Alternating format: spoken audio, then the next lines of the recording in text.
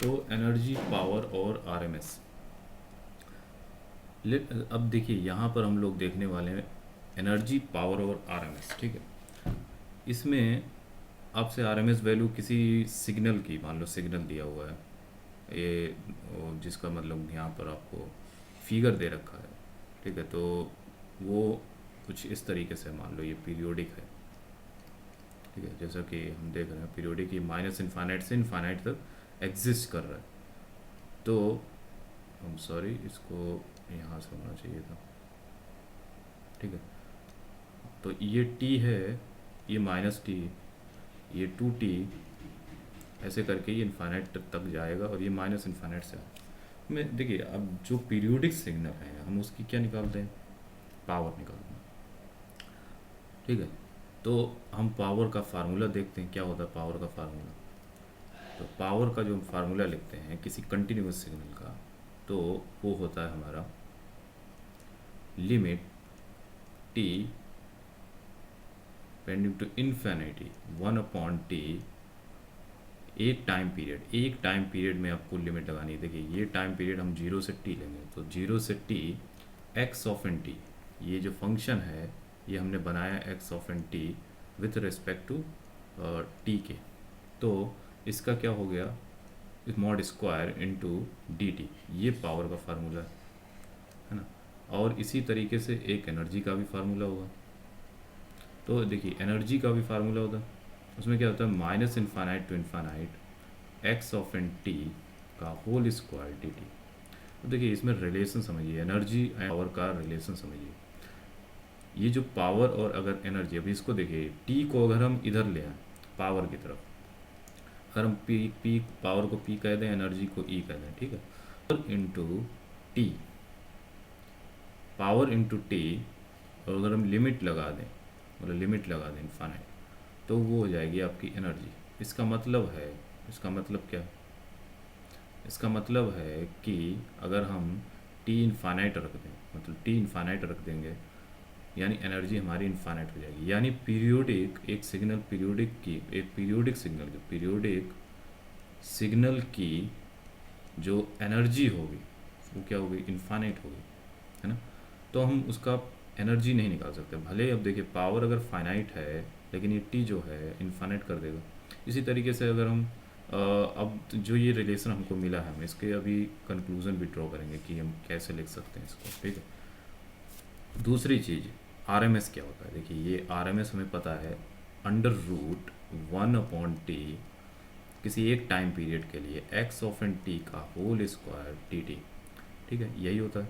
तो अगर हम ये पावर और आरएमएस को देखें तो अंदर जो लिखा हुआ है ना, अंदर जो लिखा है वो सेम है, तो हम इसको उससे रिप्लेस करते हैं, यानी ये पावर ही लिखा है।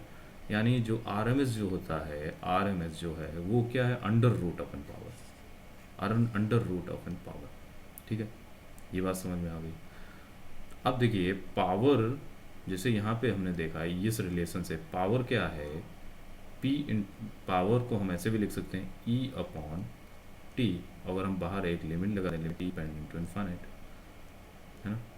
इसको थोड़ा सा अच्छे से लिख देते हैं, इसको मैं ऐसे लिखूंगा power equal to limit, limit लगा दी मैंने इन्फाइनाइट ई अपॉन टी।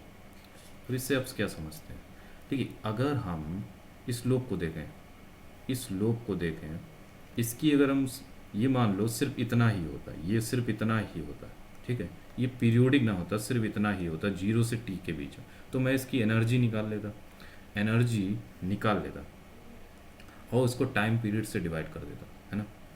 तो वो हमारी पावर को बताएगा। अब इसी एनर्जी को मान लो इसकी एनर्जी E1 है, इसकी भी E1 या E2 कुछ भी आ रही है आपकी, तो इनको जब हम ऐड करते जाएंगे कुल मिला के, तो क्या होगा, वो होगा E1 plus E2 dot dot dot dot dot infinite तक हम ऐड करेंगे। तो ये एनर्जी जब इन्फानाइट तक ऐड की जाती है ना, वही हमारी पावर बन जाती है। यानी हम एक एक लोब तक देख रहे हैं कि कितनी इसमें एनर्जी, है ना। तो हम क्या कर सकते हैं, इसको हम और सिंप्लीफाइड वे में लिख सकते हैं कि अगर हम एनर्जी वन टाइम पीरियड में निकाल लें, वन टाइम पीरियड में निकाल लें और उसे टाइम से डिवाइड कर दें, एनर्जी एक टाइम पीरियड में निकाल के उसे टाइम पीरियड से डिवाइड कर दें, तो वो हमें RMS देगा। बोलो ये बात सही है? क्योंकि ये दिख रहा है हमको, ये देखिए ये दिख रहा है, ये इसी को ही मैंने यहाँ से रिप्लेस कर दिया। तो RMS अब फाइनली क्या आया कंक्लूजन की, अगर आप एनर्जी एक टाइम पीरियड में निकाल लें और उसे टाइम पीरियड से डिवाइड कर दें तो वो RMS बता रहा है। ठीक है, अब चलिए अब इस केस को तो हमारा काम हो गया कि हमें RMS को और सिंप्लीफाइड वे में लिखना था। अब यहाँ इंटीग्रेशन से भी बचेगा।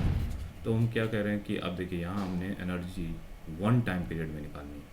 तो एक टाइम पीरियड में जैसे ये 0 से t के बीच में अगर हम निकालें तो एनर्जी क्या आएगा है, यहाँ हमें एनर्जी मान लो इसकी वैल्यू 1 मान लेते हैं। ठीक है,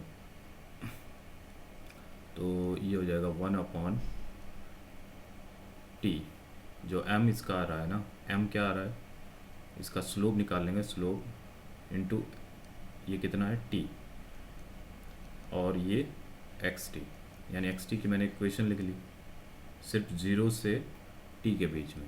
ठीक है, तो हमने 0 से t के बीच में ये इक्वेशन लिख ली। अब मैं क्या करूँगा, इसका एनर्जी मुझे निकालना है, तो 1/t dt का मॉड स्क्वायर इंटू dt। तो ये 0 से हम लोग कहाँ तक निकाल लें, t के बीच में निकाल लें। या हम ये कह सकते हैं, देखिए ट्रायंगल हमको दिख रहा है, अगर ट्रायंगल दिख रहा है तो हम डायरेक्ट भी लिख सकते हैं, लेकिन वो एरिया होगा हमारा। और अब हम जैसे यहाँ पे हमें एनर्जी निकाल लेते हैं पहले, तो एनर्जी हो जाएगा 1/t यानी स्क्वायर 0 से t स्क्वायर अपॉन dt। ठीक, तो t स्क्वायर कितना हो जाएगा, t स्क्वायर t³/3 और 0 से t 1/t स्क्वायर, तो ये हो जाएगा capital T³/3 into 1/t square. ठीक है, तो अगर हम इसी से कैंसिल कर दें t/3, तो ये t/3 आ रहा मेरा, बोला ये t/3 आ रहा है। अब यहाँ पर देखिए RMS वैल्यू क्या आ गई, एनर्जी वन टाइम पीरियड हमारी ये है, एनर्जी वन टाइम पीरियड हमारी ये आ गई। तो 1/t/3 अपॉन टाइम पीरियड कितना था t से कैंसिल हो गया, तो हमको RMS कितनी मिल गई 1/√3। देखिए यही वैल्यू आएगी जब आप इससे इस फार्मूले से भी जाएंगे, जो आपके पास RMS का फार्मूला है, अब इससे भी जाइए तो आपको यही आंसर मिलेगा। ठीक है, तो हम ये बता रहे थे कि अगर यही सिग्नल आपका मान लो हमें एनर्जी ये पावर निकालनी है, तो हम इस वे से भी जा सकते हैं। देखिए इस वे से भी जा सकते हैं, और RMS निकालना है तो उसका पावर का अंडर रूट ले लेना है। तो यही है कि RMS और पावर और एनर्जी का हमें रिलेशन देखना था, जो कि देखिए शॉर्ट मेथड है। अगर कहीं पर हमें मान लो दिक्कत हो रही है कि निकालना है कि RMS या पावर हमको पता है RMS निकालना है, या एनर्जी वन टाइम पीरियड पता है तो हमें RMS निकालना है, तो हम इजी वे में इसको निकाल सकते हैं।